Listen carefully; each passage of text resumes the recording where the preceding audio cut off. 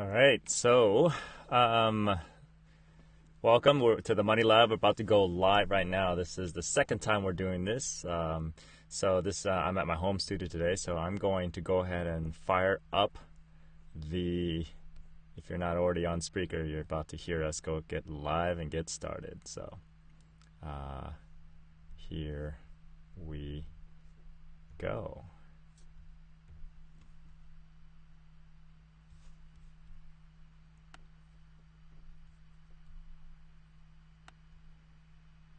All right, welcome to the Money Lab live podcast, episode number 34. Money can't buy happiness, but here's how it can.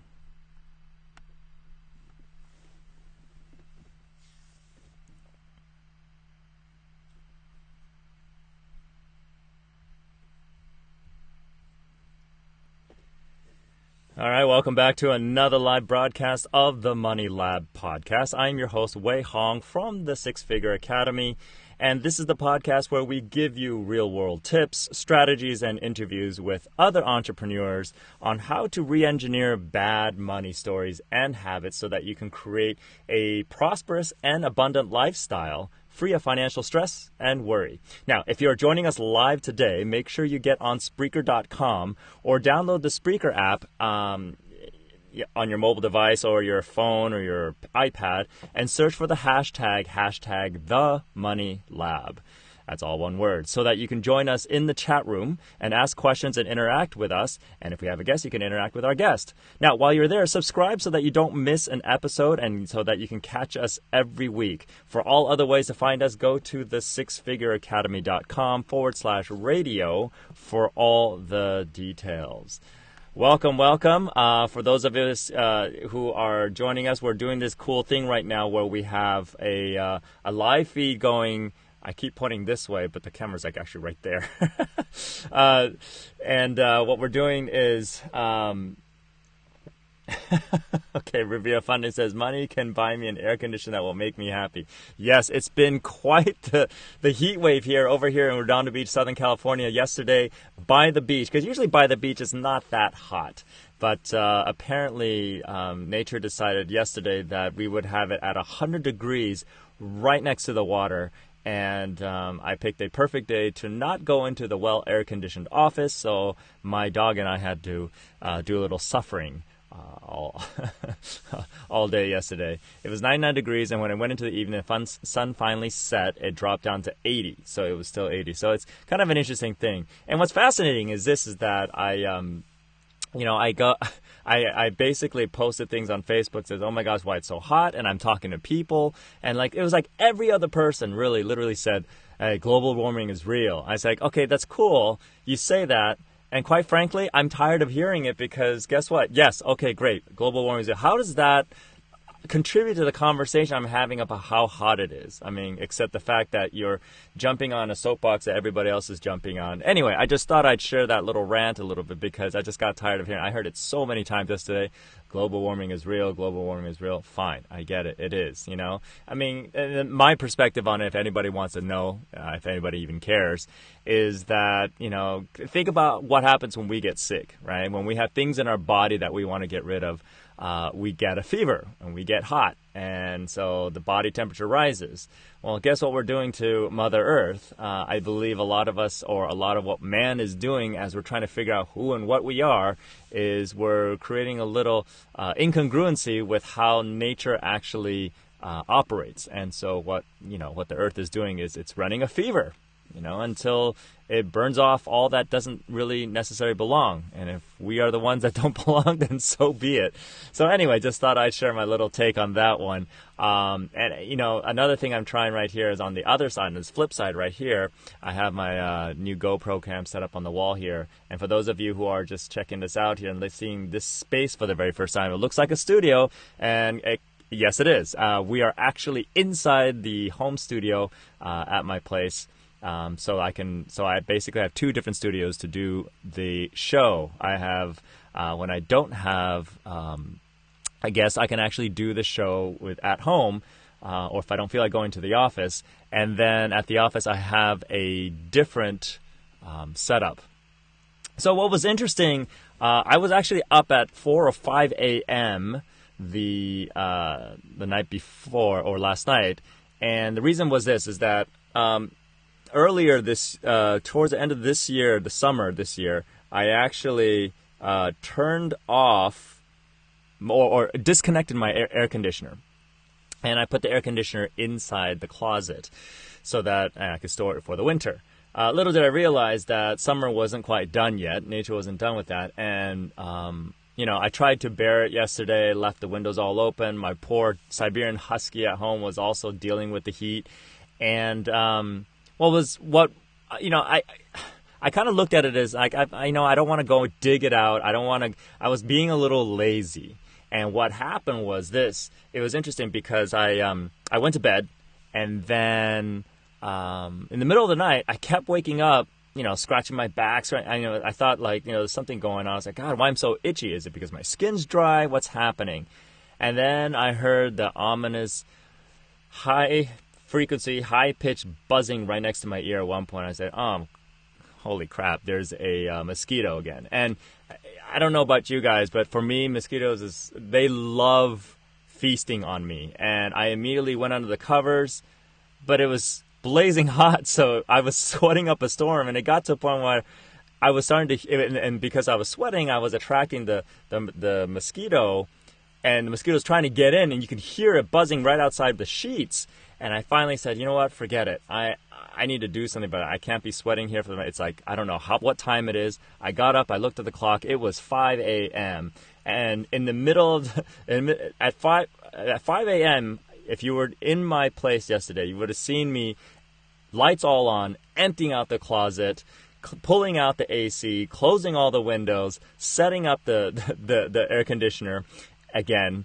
And then to solve the problem of having the mosquito room, I pulled out my Rainbow machine, which is also kind of like a water air filter thing, but it has a tendency to attract,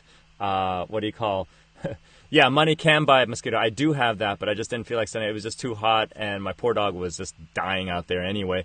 So what I did was I set up the AC, closed all the windows, and then what I did was I set up the Rainbow machine, which has a bin of water. But before I had to do that, it was so dirty, I had to wash that out. So basically, I was up for a good solid half hour to an hour just working on setting up the place again to deal with the heat, to deal with the mosquito. And the whole time, my dog going, why are you up this early in the morning? And I sat there and I thought to myself, God, all it took was a couple bites of a mosquito. I wasn't going to really die because I'm not in a third world country where it's like the Zika virus or anything like that, at least not yet. And here I am, out of bed, hustling around, getting things done in the house to kind of set things up when I could have just done it during the day. And I thought to myself, as I was starting to drift off, and that's a really important thing to take note of, is that all it took was a mosquito, a tiny little pesky mosquito, to get me to get up and get something done. And I thought, wow, I wonder what else is that simple in terms of getting myself motivated to do things. Now, granted, here's the thing: is that it's like the donkey that you're trying to get to move. You'll smack it a few times, it starts to move, but after a certain point, it gets used to the smacking with the stick, and it stops moving. Well, that's basically what happened to me. It's like, yeah, I was motivated, I was excited, but eventually, what happened? I started getting tired, and I started drifting off again. So I could, if I wanted to work, I probably wouldn't have. I was motivated to do one specific thing. I took that thing, the impetus of the mosquito, to go ahead and do that, and that's what happened, right? And I sat there and I was like, God, what am I doing in my life right now? Where else am I lazy? Where if I were to just simply have allow a mosquito to enter into my space to get myself motivated to do something. So my question to you, before we get into the meat of today's content, is to think about the lesson from our little mosquito yesterday, or last night, for me anyway. What is it that we're not allowing to happen, that we're finding ourselves lazy or not getting off our butts to do, that all we need is a little tiny mosquito to get ourselves going? Okay. So Anyway, hopefully I don't have the Zika virus, but fortunately, I respond much better to mosquito bites than flea bites. Flea bites, on the other hand, linger for so long, but the mosquito bites are actually already going away. Now, on to today's topic. Now that I got a chance to share a little bit about what all happened to me last night, hopefully you guys didn't have to wake up at 4 or 5 in the morning to deal with a mosquito trying to get you to get things done. But right now, my place is nicely cooled. It's been cooling all night, and I just kind of left the AC on all day today just to make sure we handle it's supposed to be 87, 88 degrees, and I didn't want to have my dog, whose coat decided to just go, blow out some more because it was so hot yesterday. Basically, Kayla's body was saying, "Oh my God, heck no, we don't need this much fur on our body," and immediately started to just blow her coat even more so than was going before. So anyway, back to the topic at hand. Today's episode, we're talking about money can't buy happiness. And this topic was motivated by this article from the American Psychology Association, basically talking about money can't buy happiness. And what they did was they didn't actually go to where most people go with these types of studies or questionnaires or surveys. They didn't go to people who didn't have money. They actually went to people who already had money. In fact, they went to people who were extremely wealthy to check in with them, because that's ultimately what people who don't have money think about. They think about, okay, do I go make more money because money's going to solve all my problems? Well, basically what they did in this article, they went to people who actually made money already, okay, to see whether or not money solved their problems, okay? So basically the subtitle of this, the main title was Money Can't Buy Happiness. But the subtitle was extremely wealthy people have their own set of concerns, anxiety about their children, and uncertainty over their relationships, fears of isolations. So basically these things that most people that I talk to who don't have money said, well, if I only had more money, then I could solve these problems. So what happens is that this article by this educational doctorate guy, Robert Kenney, they quote him, basically says most of what we think we know about people with a lot of money comes from television, movies, and beach novels. Like that guy, I Can't Believe It's Not Butter, Fabio. No, actually, those are trash novels, not beach novels. Why beach novels? I don't know. And a lot of it is inaccurate. Okay. So in an effort to remedy that, what he did, he's a developmental psychologist and a senior advisor over Center of Wealth and Philanthropy in Boston College, and is doing a research project on aspirations, dilemmas, and personal philosophies of people worth $25 million or more. So for those of you right now who will think that if I'm making $25 million a year or have a net worth of $25 million, all my problems will be solved, you want to listen up. Okay, you want to listen up to this. Okay. So Kenney and his colleagues surveyed approximately 165 households, so it's not really kind of a thousands, but 165 is sufficient enough for most small studies, via an anonymous online survey, and were surprised to find that while money eased many aspects of these people's lives, it made other aspects more difficult. And from what I gathered from this article, most of those aspects that were made more difficult for most people are the main reasons why most people are making money. Okay, so basically APA spoke to Kenney about his findings, about the significance of the research. He says, and I'm going to skip down and says, what did you find? Okay, so people consistently said that their greatest aspiration in life was when they were asked this question. Okay, so they didn't ask, what they did was they didn't ask,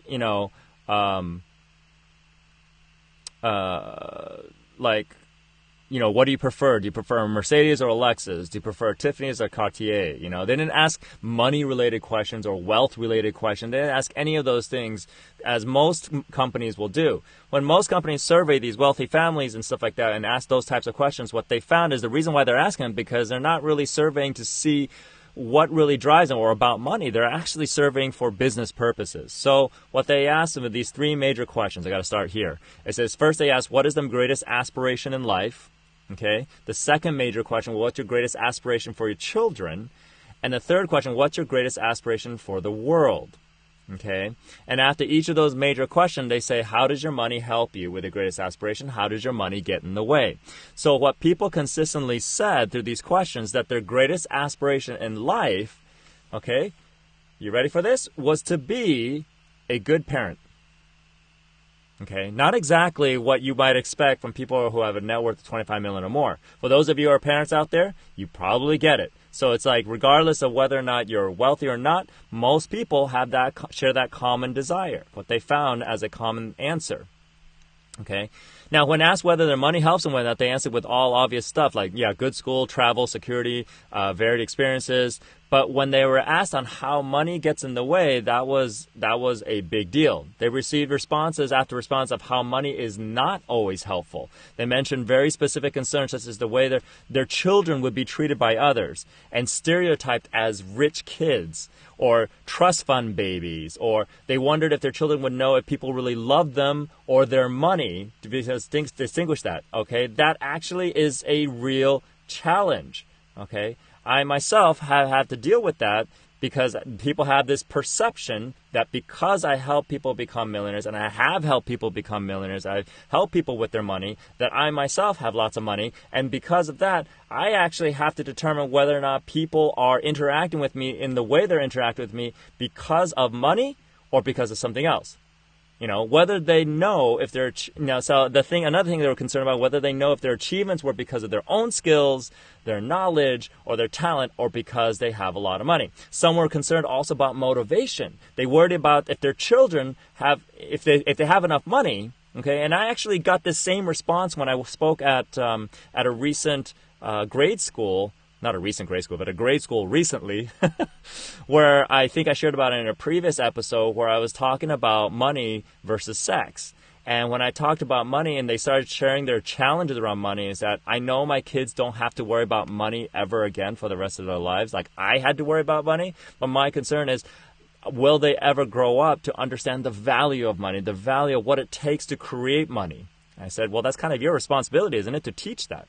Okay, so that's a big concern. And because most people don't know, they learn unconsciously on how to deal with money growing up. They don't have someone like me telling them exactly how it's supposed to be done. Then what happens is when they're ready to teach their kids, they have a hard time doing it because they're trying to figure out how they did it themselves. Okay? So the kids don't have to worry about money. They don't have to worry about covering the mortgage. What's going to motivate them? Because for most of those people who are self-created, wealthy people, that was what motivated them. How will they then lead meaningful lives? So this is an interesting thing, is that we use money to think that we're going to solve problems. Like that's the meaning of our life, is to make money, to create a life. But what happens is that when we pass it on to children, to kids, or when you do have the money, what happens to your meaning of your life if the meaning of your life that you had up to that point was to make more money? So this is where the money gets in the way and makes things confusing and not necessarily better. You know, as Biggie Smalls used to say, more money, more problems. But that's because it's based on the fact that people aren't educated enough. People haven't taken the time to learn the role that money can actually play in our lives beyond just paying the bills, beyond just selling a mortgage, beyond. It can be used as an ally to teach us the precepts of how life should be lived. Okay? This is basically answering the how you can use money to buy happiness. Is basically, it's not using money itself to buy specific happiness, like you're buying happiness off the shelf, but you're using money as an ally to you, and this is something I talk about all the time, to help facilitate the lifestyle that you want. So you buy the tools, you buy the means, you buy use money to facilitate creation of a lifestyle, creation of meaning, creation of purpose, and not have money be the purpose. So when people say money can't buy happiness, it's literally meaning, yeah, you can't take money, go to a store, go to a shelf, buy happiness, pull it off, and let that be it. Okay? So let's take a look at a few of some of the, I hope you guys got that. Let's take a look at some of the other answers here. So when they're asking for the respondents' aspirations for the world, so they focused once again on how to help the youth in the world live healthy, meaningful, impactful lives. One of the biggest secrets, for those of you who don't know, to actually get up and do things and get motivated, my little mosquito, if you will, but it's a good one, is that anytime I have an opportunity to help children, anytime I have an opportunity to impact our future, I will jump at every opportunity. Okay, it doesn't matter how much money I have, how much money I don't have or do have, I will always jump at an opportunity to do that. Okay, so it's actually very consistent with these answers. Their answers were consistently youth-focused. They were concerned about being good parents, they were concerned about their children, and they were concerned about the children of the world in general. What they found that was very interesting and even surprising, because it was running contrary to so many of the stereotypes about this population. So I want to talk about a little bit about this whole stereotype thing that people have about the rich and wealthy. Okay, if you think about truly wealthy people, okay, and even though what you say out of your mouth is, oh yeah, they're cool, they're nice, I honor them, I appreciate the fact that they're wealthy, because that's what you're supposed to say to make sure prosperity and abundance come into your life. But if you truly check in, we want to check into what's going on the inside. If your internal language, okay, is pooping on the fact that people are wealthy, if you're judging people because they're wealthy, you're judging me. For example, some of you may be hearing me talk about what I've been able to do for people, and kind of like insinuating that, yeah, I've made money from doing that. You may have a judgment piece coming up. And that's okay, because that's how we were raised. The stereotypes, unfortunately, and this is why we're doing the whole human op thing with the human optimization tonight, to break people away from the stories that we grew up with, that we bought into, that help shape us, determine the judgments that we cast all day long to help us survive from one day to the next. The way the world is set up right now is that we are actually judging at every twist and turn of the day to help support our belief systems and our structure and our perception on who we individually are, so that we can survive to the next day, or survive from one moment to the next. Okay, I want you to really think about that for a moment. Okay, think about, this is a little bit quantum, this is a little bit philosophically deeper than most of our episodes, but I want you to think about what I just said there for just a moment, in terms of how most of the world is operating from one to the next. We grew up. So when we came into the world, we had none of the judgments that we have today on things. Every time you find yourself casting judgment, applying a label to a someone or something or circumstance, that's everything that was taught to us. Okay? Now, there are some fundamental behaviors and things that we now have discovered that we're born into, okay? Back in the early 1700s and before, man started working on it, just starting looking on the cranium and the shape of the head. They call it nephrology, which is using trying to find the link between physicality and our natural born behaviors, our propensities, if you will. Okay, but we somehow let that go because the mind, okay, or the development of the mind, which was just as important in the evolution of man, took over. And we thought maybe that was just old science. It was just abandoned science that was never completed. But anyway, I digress. The point is that most of us who grow up, especially with our perception, when we're talking specifically about perception about rich people and stereotypes exist because man needs to create judgment and labels in order to survive from one day to the next. That's how we've been able to do it. Okay? So when each of these studies that comes out, they find that it's interesting and even surprising. I'm actually not surprised, because when we actually do the study and specifically look to find out the answers and the meanings and the stories behind things, that it runs contrary to so many stereotypes. Every single day we hear about some study or some kind of discovery that contradicts stereotypes. Why? Because stereotypes were developed by our culture, our society, by people, by perceptions, by opinions, in order to help each and every single one of us navigate through life's challenges, social constructs, and social, when we're going through adolescence, that whole period of time where we're socially awkward and not knowing what to do next, okay?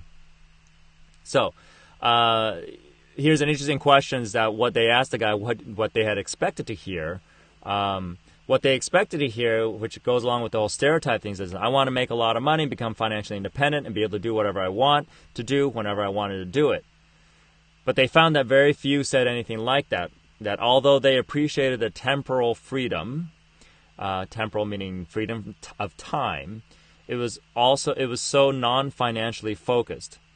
What he had also expected to find was that when he asked them about their greatest aspiration of their children, they ended up getting a lot more people saying that they wanted their children to be world leaders. Or no, they thought they were going to get a lot more people wanting their children to be world leaders. But what they found was this. People actually said, I'd like them to think about how to make their world a better place. Not the world, but their world, their community, their neighborhood, their family. And might I add, when we talk about their world, everybody's perception of the world is their own world. Okay? No two people perceive the world in the exact same way. So what is our biggest takeaway? What do we find most interesting about this work? Okay, that a net worth of $25 million or more brings temporal freedom, spatial freedom, and sometimes psychological freedom, but it's not always easy. Eventually, temporal freedom, the freedom to do anything we want, raises dilemmas about what the best way it is to use all our time. Spatial freedom, you can build anything you want, house, business, new nonprofit, and people often get lost or befuddled with all their options. And you get choice. You get to choose restaurants or resorts or car, and then you get overwhelmed by all the choices of possibilities. This is often what people refer to as an indirect way to poo-poo on wealthy people as first world problems.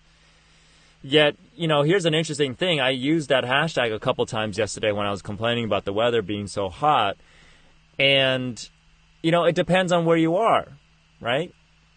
Because I'm here in the United States, because I'm here and I'm afforded the luxuries that I have, then my perception of what our problems are a little bit different.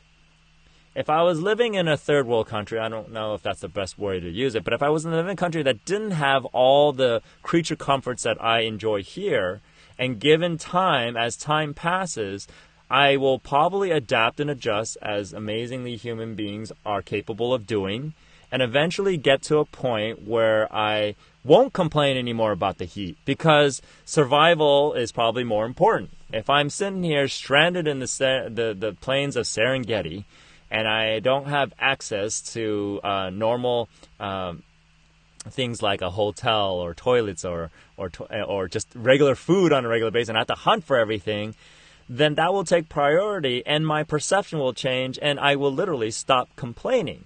It's not about educate. Now, here's the thing, and here's what I love about people kind of griping about saying, oh, come on, you're just complaining about first world problems. I'm complaining about first world problems because I'm living in what they call the first world. If I was living in the third world, I wouldn't be complaining about first world problems. I would probably be complaining about third world problems, if I am indeed complaining or griping or getting annoyed about. Okay.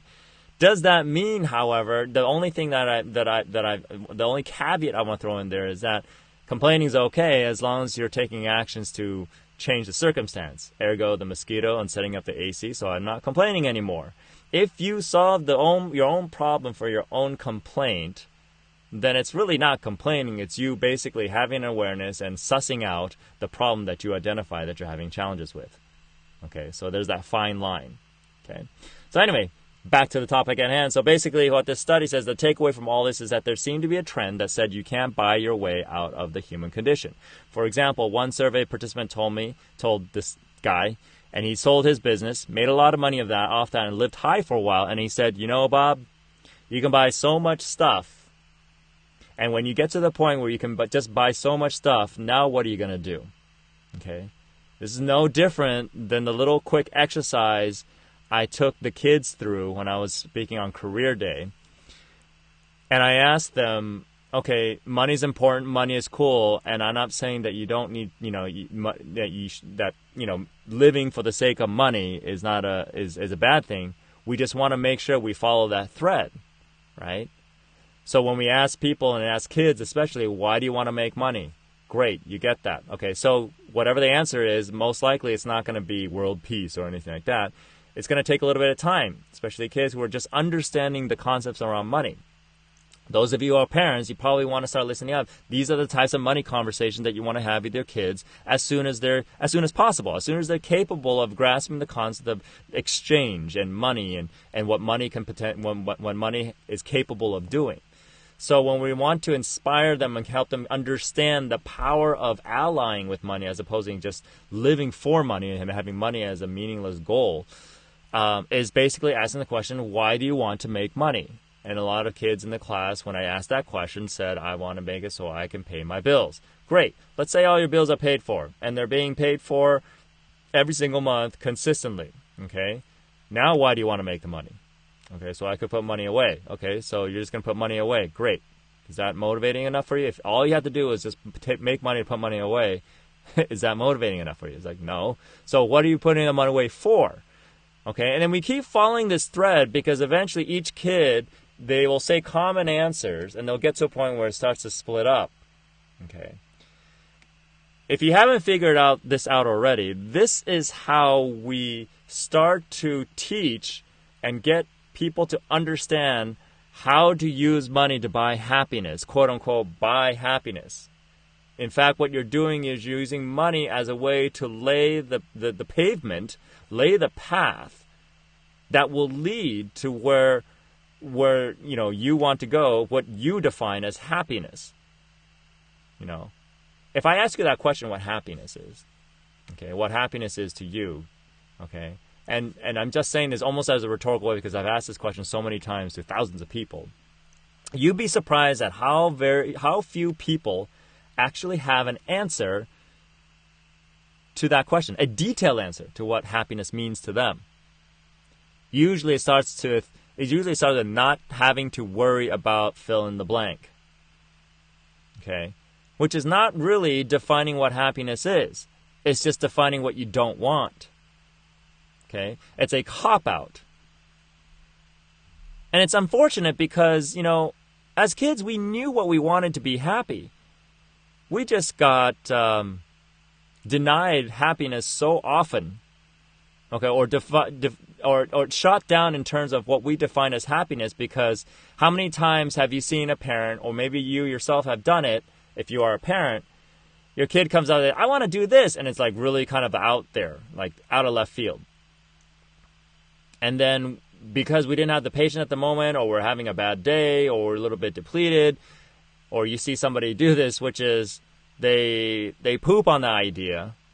They don't allow the kid to flesh that out to understand the reality of the idea. And they immediately say, that's not going to happen. Stop wasting your time. Stop daydreaming. This is something that I heard all the time from my parents. Stop daydreaming, right? Okay.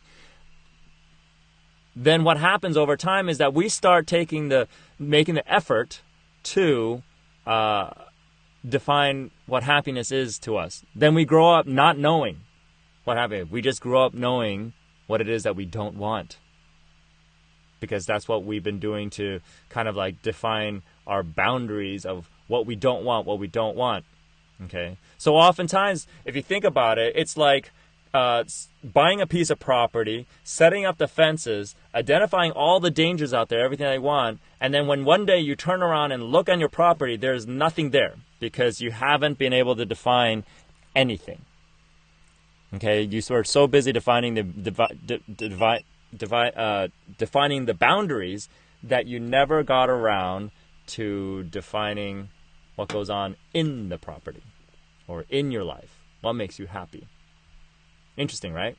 Okay. The goal of today really is, not to just rant and rave about, the perception of money, the global warming, or any of the things that we talked about. It's really to to help you start thinking in a way that has these people with a high net worth of 25 million or more, how they start thinking, how they start to realize what they've had to learn by getting there first. But if you learn this stuff before, let's say you're not at the net worth of 20 million or more, okay, and you want to get there because you know what it can afford and what can help you achieve in life, start learning the lessons from them now so that you actually can enjoy what money can actually create for your life now. versus dealing with it then and dealing with that level of frustration. And what happens is there's a really funky thing that happens with money, that if you have a ton of money around and you start spiraling in the wrong direction, money is an accelerant. Money is a lubricant. It can actually take you wherever you want to go faster, both up or down. Okay. So really, really interesting. Something to really think about, right? Hey, Penny, thanks for joining the Facebook Live. All right, so the question then comes up for those that say, well, I don't have a $25 million net worth. What am I going to do? So what's the significance of this research? So the American Psychological Association basically included this in here in the study with the significance of this research for the vast majority of us who aren't wealthy yet. It basically shows the rest of the world who often think that if we just made one more bonus or sold one more item or got one more promotion, then the world and their families' world would be so much better. And what these high net worth individuals have shared with us through the study is that it is not necessarily true. Just like that study that says up to $200,000 a year, a lot of problems can be, from a perception standpoint, seemingly resolved by money. But what we found at the Six Figure and what we've done in our work here is that once you get past that $250,000 mark or 200,000, that's what the study talks about. I say $250,000. Those problems that you thought you solved actually come back. And so what you've done is you basically, in essence, visualize this. You got, $200,000 worth of bills, of dollar bills, and you dumped it on top of your problems and covered it up. So all you saw was the money and said, great, problem solved. But it gets to a certain point where you can't navigate around the house with a pile of money around, so you start putting the money away. You start putting it in the appropriate direction. And after the $250,000 mark, you start looking around. It's like, oh, my problems are still there. In fact, they may have been exasperated because there's more money around to help lubricate and accelerate what's going on. Okay? So there's another whole level of concerns that parents are going to have about their kids when they achieve this level of success. For those of you who are parents, okay, you want to pay attention here. One of those concerns is this feeling of isolation. That's actually a number one concern, okay? The number one concern for families of high net worth that they found through this study. The sense of isolation, the higher the wealth, so to speak, the worse it gets, okay? I mean, if you look at, Biggie Smalls and all these rappers who hit the big time and then they disappear, whether through gang violence or through some other reason, okay, what happens is it just kind of like contributes to that, supports that the whole point of more money, more problems. As Warren Buffett would say, money magnifies more of who or what you are. So we know that this is a very powerful feeling when it comes to one's overall sense of well-being. And then what they said is that these people feel very isolated because they have what most of the world thinks they want. Okay, so I want you to really pay attention to what this says here. These people feel very isolated because they have what most of the world thinks that they want. Not because of what they themselves want. It's what the world thinks that they want. Okay? If you look around, if you know people who have high net worth, okay, and just kind of take inventory of how many people do you think those people who have high net worth have done a lot of it because that's what they were supposed to do. Or maybe think about yourself. If you've achieved success in life, did you achieve the success because part of you felt that's what you're supposed to do, but not because you were truly, intrinsically, okay, uniquely wanting to achieve that level of financial success. Okay.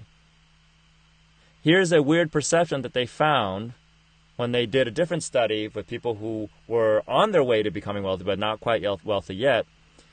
But they had a perception that was like this, is just because you have money doesn't mean you're not going to have a bad day every once in a while. Okay, and remember what we said about money being an accelerant. When you have that bad day, money can actually, if applied in the wrong way, can make that bad day worse. But what you often lose when you have all this money, what they found in this study, is the friendships that support you through the difficult times, especially if, let's say, out of a group of friends that you grew up with, you were the only one that achieved that high net worth position. And because your life has shifted and your schedule has shifted in order for you to maintain that specific lifestyle, to maintain that net worth, sometimes, and this has happened to many of us who achieve different levels of financial success, sometimes you, just due to time, forget to kind of catch up with some of these people. It's not that you forgot who you are. It's not that you forgot about your friends. It just kind of happens. And if you don't realize this early enough, like some of these people with high net worth individuals have realized, and you don't periodically work into your schedule to reconnect, to stay connected with family and friends before you achieve that high status, okay, then you're going to feel that isolation a little bit later. So these are lessons, okay, for those of you who are on a path to achieve financial success, whatever that is defined as for you. It doesn't have to be $25 million, just whatever you define as a level of financial success, okay? These are lessons that we are learning from those who have been there that said, had I known these things, I probably would have incorporated certain systems and processes or habits, okay, to make it even better. So that money did buy me happiness, if that makes any sense, okay? So they finally asked the guy, says, okay, what have you learned through the years of working with people with high net worth? Okay, so this is a general question, okay? And this is actually a question that I get all the time, people, because, my students and my private one-on-one clients, many of them are high net worth. They've got, multi-million-dollar businesses. They have access to networks of multiple businesses reaching to the billions. So these are people that that I've been surrounded with and been able to work with for quite a few years now. And I think the toughest part about working with these types of people and being within that population, in that network, is that as soon as they have a net worth of $25 million or more, someone out there, the rest of the world who aren't there, will start playing the violin and say something along the lines of, oh, Crimea River, you have all this money and it's causing problems. Now, here's the thing. None of my clients or none of my students have ever said, poor me, I have a lot of money. In fact, most are saying, I love having a lot of money. But don't get me wrong, there's a whole different set of downsides that come with that. Okay? And that's just the nature of the beast. Now, if you end up using those downsides as an excuse to not get wealthy, then that really is just an excuse. But what I'm saying is be prepared, okay? Stand on the shoulders of the giants before you who have been willing to share these nuggets of knowledge so that when you achieve the next level of financial success, you are well prepared and well armed with what will show up, so that you can navigate it better in a less painful way. Okay. Now, these people with high net worth, they don't have to worry about whether they'll have enough money to make the mortgage payment, and they feel very fortunate. But just because they're at that point doesn't mean they're like in utopia either. Okay. Some of the greater challenge that happens is that, if you ever worry about your kids, getting into drugs, imagine having that worry about your kids getting into drug and they have access to a ton of money and therefore can have access not just to drugs, but a lot of drugs. Okay. And they can afford to throw away, to take on a perception that they can throw away their future, throw away their skill sets, throw their abilities to be independent because mom and dad have had it all set up for them. And this all comes down to education. Okay. Don't think for a moment that just because people have money and they have problems with kids that it hurts less because they have money to solve the problem. It hurts just as much as if they don't have money and their kids are doing drugs. Okay. It doesn't save you from any amount. Money doesn't save you from the natural challenges that life brings forth. Money simply gives you an opportunity to work, to invest in yourself, invest in your family, invest in your kids, invest in such a way to give you the fruits of your labor to help you navigate through life's challenges better in a more efficient way. Okay? And to get things there, get to where you want to go faster. All right? So, hopefully there is some good value. When I got this article, I was like, wow, this is pretty amazing. This is really cool. I have to share this. And what better platform to share it on is in our podcast, the Money Lab. I appreciate for those of you who are on live here, we're going to start doing this on a regular basis. We're debating whether or not to continue doing this on Facebook or to do it on YouTube live, which has a much broader audience capability. But would love to hear your thoughts. For those of you who join us on Facebook Live, thank you so much for being here. For those of you, let me check out. Nobody chatted in the in the chat room on Spreaker. So for those of you who join us on Spreaker, thank you for joining us as well. That would be our talk for this week, on our discussion this week, rather, on the Money Lab, which is about how money can't buy happiness unless you will align with money in a way that works. Okay. So in the upcoming weeks, we're going to have some more cool topics. Hopefully get some more guests on the show. And I would love to hear your thoughts now that you guys had a chance to hear my thoughts about this. Make comments go to our Facebook page and make comments on the Facebook Live video. Let me know if this works for you, if this works better. Also, if you're on the Spreaker platform, submit the comments. Our team picks it up right away, and I would love to hear your thoughts there as well. Otherwise, please take this all into thought. Please take these great nuggets that we got from these studies and shout out to the American Psychological Association for putting that article up. Very powerful, very important, and helpful to helping us as a whole achieve better and greater things in life through the use of financial success. Okay, so anyway, that be it. Other than that, have an amazing week. For those of you who are on the West Coast, stay cool. If you're not, then, have a great week. All right. We'll see ya.